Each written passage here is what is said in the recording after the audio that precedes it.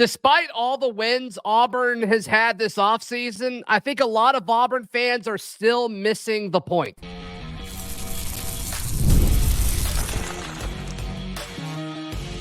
You are Locked On Auburn, your daily podcast on the Auburn Tigers. Part of the Locked On Podcast Network, your team every day. Yes, welcome on into Locked On Auburn, your daily Auburn Tigers podcast. I'm your host, Zach Blackerby, and thank you so much for making Locked On Auburn your first listen every single day. We're dapping it up on this Wednesday as Montgomery radio legend Darrell Dapprich, the Darrell Dapprich, hanging out with us on the show today. We'll talk a little basketball.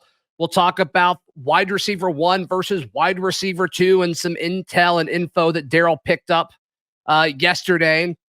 But I want to lead off with something, Darrell, if you don't mind, about there's a narrative that's popped up, and Auburn fans among most college football fan bases love to do this.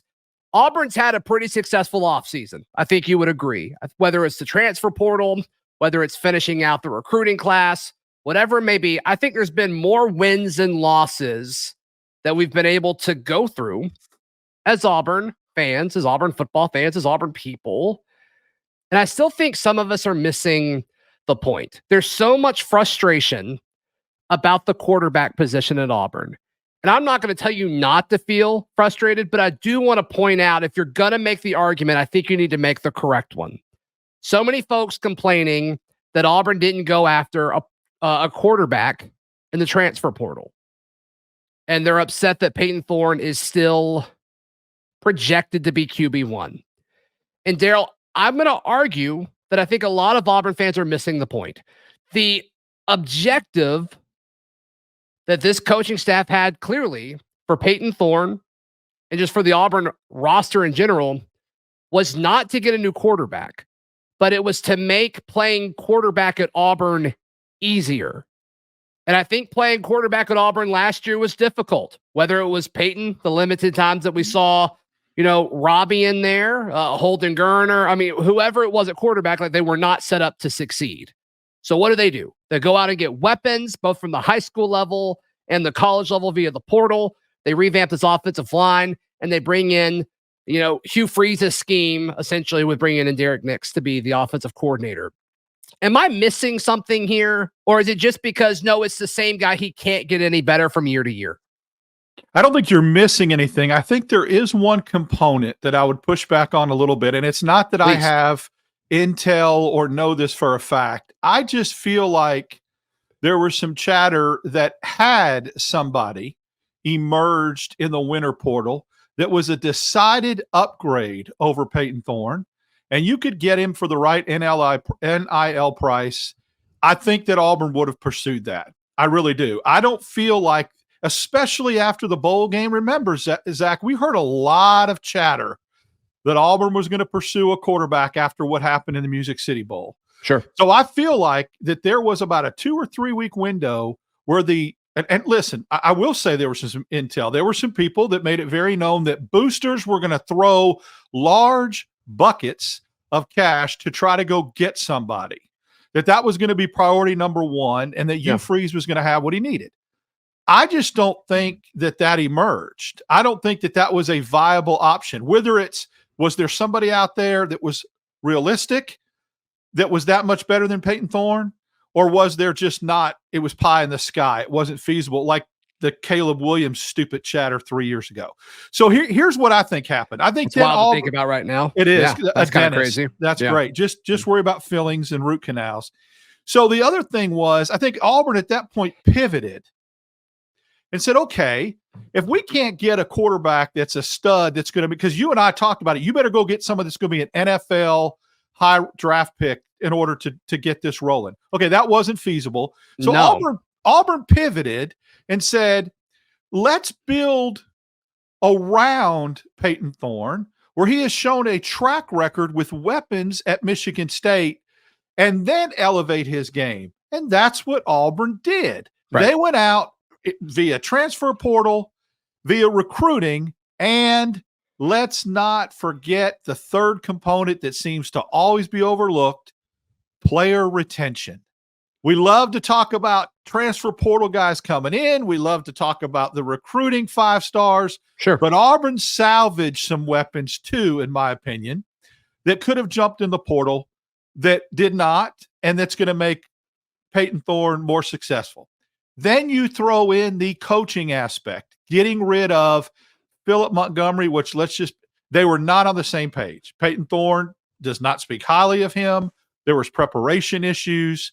I hate to beat a dead horse. Program. I mean, still, we say this every time Philip Montgomery comes up, Auburn's offensive coordinator from a year ago, and it's like Hugh Freeze had every opportunity to save him, defend him, talk about him as a human being, and he just chose not to every single week of the season. Right. And we probably should have made more of that in real time than we actually did. So that other component of getting a effective play caller, getting a guy that he seems to jive with and get along with in the way of Hugh Freeze calling plays and Derek Nix, what he is, all that was plan B. Now, is that going to be enough? We'll know, because I agree with you, not 100%, 200% of what you said on the program yesterday, that if Auburn ends up in the bottom third or the bottom 2 of passing yards, efficiency, whatever metric you want to use, then it's not a Payton Thorne problem. It's something else, inner workings that Auburn's going to have to take a deep look at. I don't expect that to happen. I think they're going to improve. Yeah. And all they really need to do, Zach, is get in the top half. We don't need to have, numbers that are 4,000 yards or just get in the top half. That's the problem. People don't understand. Just be efficient. Yeah, I think that's the biggest disconnect is, Payton Thorne's not going to be an all SEC player. He's not. Nope. He's not. I think he could be good from a stat standpoint, and I think good in the SEC means you're 9th, 8th, 7th, somewhere around there as far as yards per attempt, yards per game, completion percentage. I think if Auburn could be smack in the middle of that when it comes to passing stats, the rushing game, and I think their ability to control the clock with what they're going to be able to do with this RPO system, because it's going to feature a lot of Jarquez Hunter, a lot of Damari Austin, a lot of Jeremiah Cobb, maybe some Brian Batty, we'll see. But to me, he's just got to be fine. And we've seen him be just fine at Michigan State, where they won double-digit games because he had a guy like Keon Coleman that he was throwing to. And he's got a guy like Keon Coleman now. And let's don't forget the Keon Coleman he was throwing to wasn't the dude who got drafted in the 2nd round by the Buffalo Bills. It was a much younger version of him. And so I just think with what Cam Coleman can bring, with Robert Lewis, Sam Jackson, they go way back. And then obviously the latest edition of Keandre Lambert Smith. I just think the path to him being a decent quarterback in the SEC from a comparison standpoint, I just think it's right there. And so for folks that say, oh my goodness, you guys are defending Payton Thorne, we're really not. We're just saying he could be an average SEC quarterback. Like, I don't think we're like really sticking our neck out that much for anybody. It's just, we're not asking a lot. We're just asking you to be average. And if that's the case, with all of these receivers and these pieces that are now around you, and Hugh Freeze being this offensive guru that we've all kind of labeled him as, let's see it in action. Let's see it all kind of come together. Well, let's be honest. He doesn't have to be great. He just has to be good. And I think I want to make an analogy. And I want to go back to something that ties this all together. I mean, you guys were talking about the 2017 roster. Do you feel like Payton Thorne could operate of a level of efficiency and QBR that Jared Stidham did in 2017 for Auburn? Is that feasible? You don't think so? I don't think so. What about 2018 Jared Stidham? Yes. Okay. So if he does that, let's say he throws for 2,800 yards and 20 touchdowns and doesn't throw a lot of picks, right? If he does that, because there's a component. But there's a component of his game that Stidham didn't have, and that's the running factor, because he's going to get some yards on the ground too, which is going to add to his total offensive output. That's a weapon. Again, I keep saying it over and over. If Auburn goes away from that, they're cutting their nose off to despite their face. That's stupid. It's a weapon. Use it. Utilize it. If he does that with the running backs, with the offensive line, with the upgrade in receiver, with Fairweather, who, if defensive backs shade and really focus on the receiving core, think about that. Fairweather had a lot of people focusing on him last year. If they go away from that and cover him with a linebacker, he's going to have a tremendous year. If that all I think it's going to be a lot of nickel or safeties on him. So he should have a major size advantage. So much so it threw Darrell off. But that's okay. We're all on the same page as far as Auburn. All they have to do from the quarterback position is just be a little bit better. Just be average in the SEC. That's all we're asking for. All right, let's have the discussion about wide receiver 1 versus wide receiver 2. That's coming up in just a moment, right here on Locked On Auburn. Today's show is brought to you by our friends at FanDuel. FanDuel is America's #1 sportsbook. Right now, new customers get $150 in bonus bets with any winning $5 bet. It's winner take all time in the NBA and the NHL, and FanDuel's giving you a shot to bring home a win of your own. So that's $150 to bet on spreads, money lines, player props, and more. Visit FanDuel.com/lockedon to make every playoff shot count. FanDuel is America's #1 sportsbook. Darrell, this discussion about wide receiver 1, and I think we're all kind of on the same page here. Like this is a Cam Coleman led wide receiver room as far as production goes. Probably not leadership just because he's young. We'll see. Maybe because he's so good. He probably transcends his age a little bit. But Keandre Lambert Smith, there's been a discussion that's been going on, I think largely prompted by Locked On Nittany Lions host Zach Seiko, who came on last Friday, I believe, and wasn't super high on the guy. He eventually got around to saying if you need him to be a wide receiver 2 or a wide receiver 3, he's probably a good fit there. And that's kind of where we're at because of Cam Coleman and/or Robert Lewis coming in. You spoke to somebody that you've got a history with and a relationship with in the Penn State media world yesterday that kind of opened up some thoughts of yours yesterday. If you want to share some of the notes from that conversation. Yeah, I think the biggest concern was not that the content of what Zach said, not you, but your Nittany Lions host, sure. Right. Seiko, is that it was kind of, if you go back and watch 2 weeks ago when we talked about him, there just seemed to be a little different feel once he committed to Auburn. It wasn't the content, it was the delivery, I think, that had some people a little bit concerned that he came off jilted and a little bit bitter about it and a little, that's the only thing I think that there was some pushback on. So I decided, just to kind of play devil's advocate, reach out to a gentleman named Corey Geiger, who is the beat writer for Penn State on DKPittsburghSports.com. He also has a call-in show in Altoona, a weekly call-in show, a daily call-in show, and he's written for Blue and White Illustrated. He's really experienced. So I just reached out to him, and we did a phone interview, and I took some notes. And the first thing I asked him was, what was your opinion of him? And what was Penn State staff opinion of him? And were they upset that he got in the portal? I think that was important. That's a big indicator is if you try to how upset you are if someone jumps in the portal. His comment was he's a number 2 receiver. And it's no fault of his own that he's a good receiver. He's made some good plays. He was a solid teammate. But his biggest downfall was that he was vilified because he couldn't be a number 1. And the fans' expectations were that this guy should be a Biletnikoff candidate, and he wasn't. And so because of that, the fans kind of turned on it. And people kind of, I don't know, felt like he wasn't living up to expectations as a number 1 when he really isn't suited for that. And so that he was a victim of his own success early. Did Penn State want him back? Yes.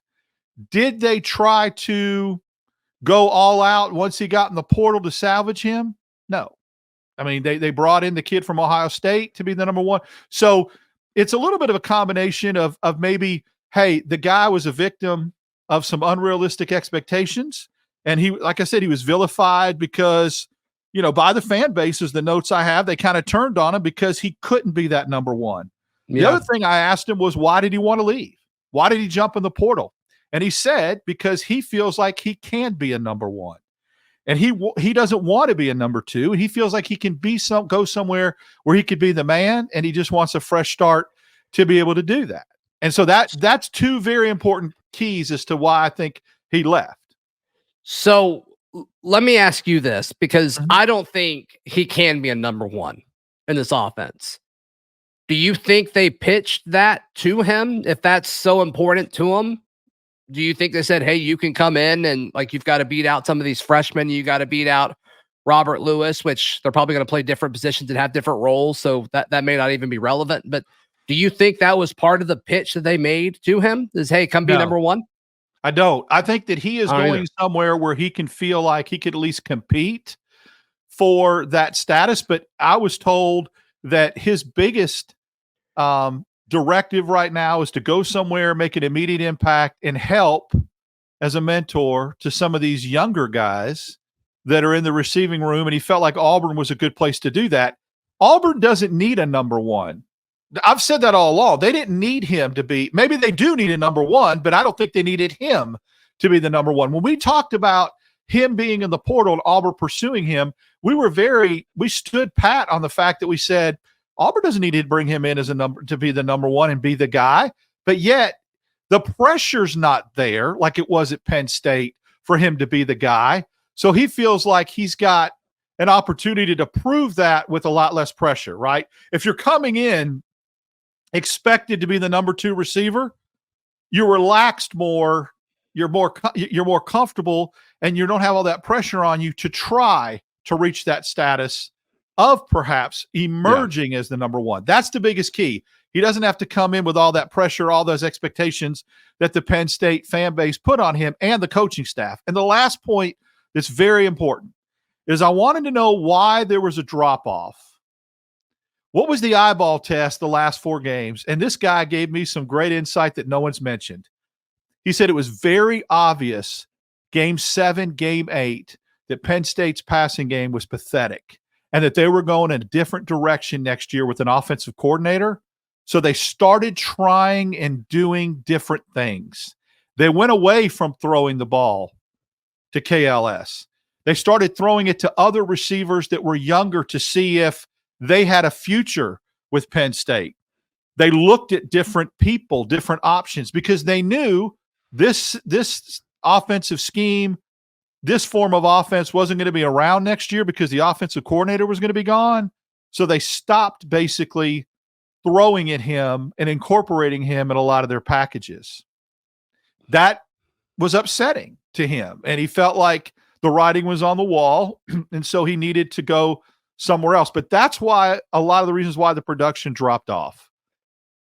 Which all makes sense. And so Keandre Lambert Smith enters the portal. He's recruited and pursued by almost every major college football program, and obviously he chose Auburn over I'm just getting over that. Over Texas A&M. So all good stuff there, Darrell. Thank you for reaching out to say his name again. Never mind. All right, so going forward, we're going to pivot to basketball. Duke Miles is visiting the Auburn Tigers. We discuss what that can mean for Bruce Pearl and the Auburn basketball program. Next, right here on Locked On Auburn. Today's show is brought to you by our friends at Monopoly Go. All right, we got to pause here to talk about the best app ever, Monopoly Go. And I know what you're saying, flag on the play. You've already talked about Monopoly Go, but there's just so much good stuff in this game. In Monopoly Go, you can team up with friends for timed tournaments where you work together to build up each other's boards. The more you win together, the more awesome prizes you will unlock. And there's so much to get with unique in-game items, fun new playing pieces to travel the boards with, a bunch of emojis for taunting your friends and enemies as you smash their buildings or heist their vaults. Monopoly Go feels new and exciting every day with constantly changing tournaments and challenges. There's always new timed events to help you win big. So there's always something fun to discover in Monopoly Go. So get off the bench and go download it for free in your phone's app store, whether it's Google Play or the iPhone app store. Game on with Monopoly Go.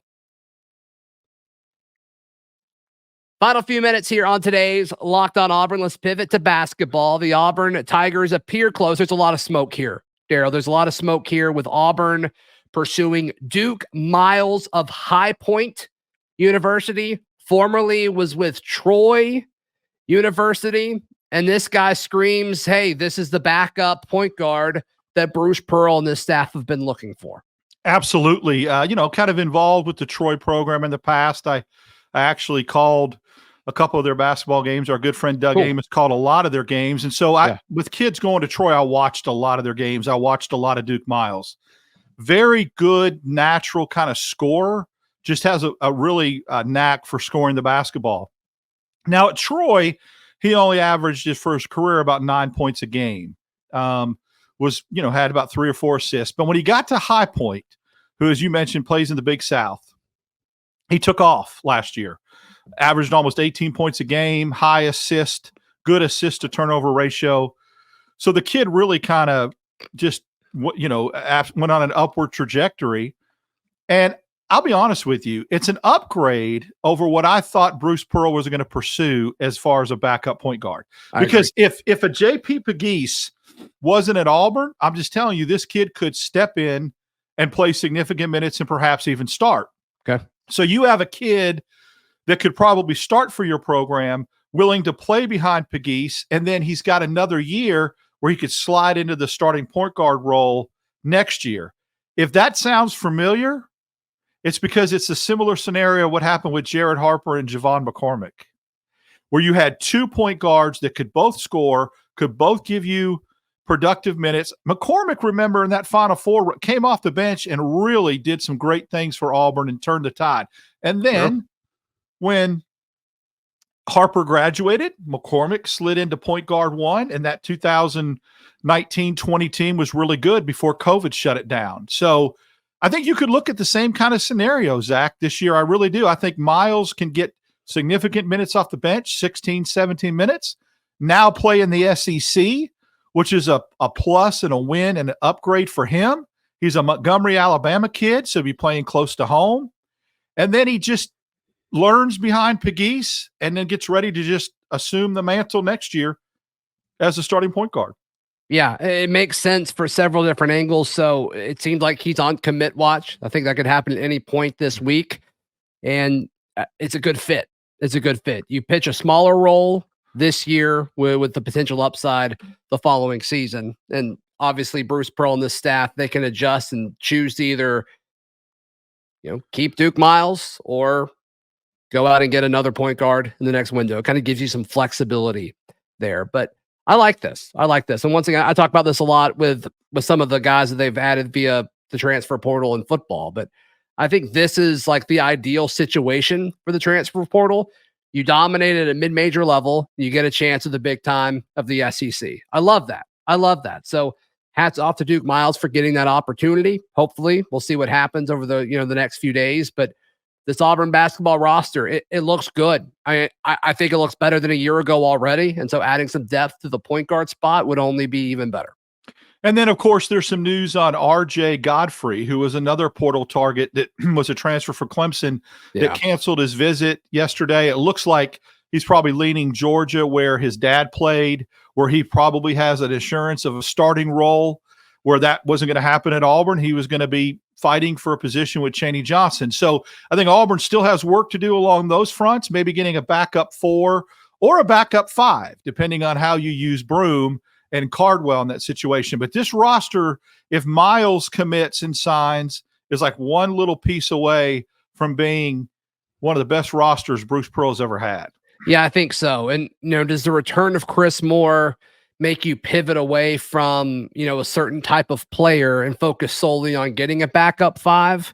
I don't know, but I'd rather have him than not, despite what several Auburn people say about Chris Moore.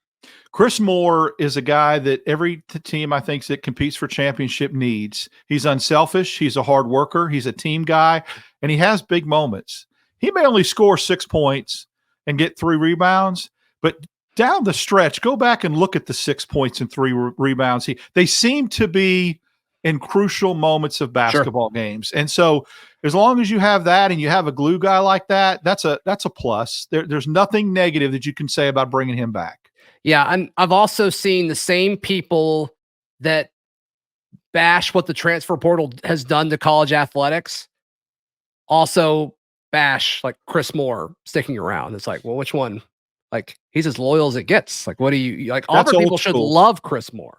Yeah, it's very rare. It used to be that guy stayed 4 years, right? And this guy stayed 5. And I love it. You know, that's what you need. I mean, he's a great teammate, and I know the coaching staff loves him. Yeah, clearly. I mean, they kept him around for so long. I think that's great. Darrell, how can people check out everything you've got going on? Wednesdays and Fridays here with you on Locked On Auburn, and some periodically some written work on Auburn Daily. Please like the video. Please subscribe, and we will see you tomorrow. This has been Locked On Auburn.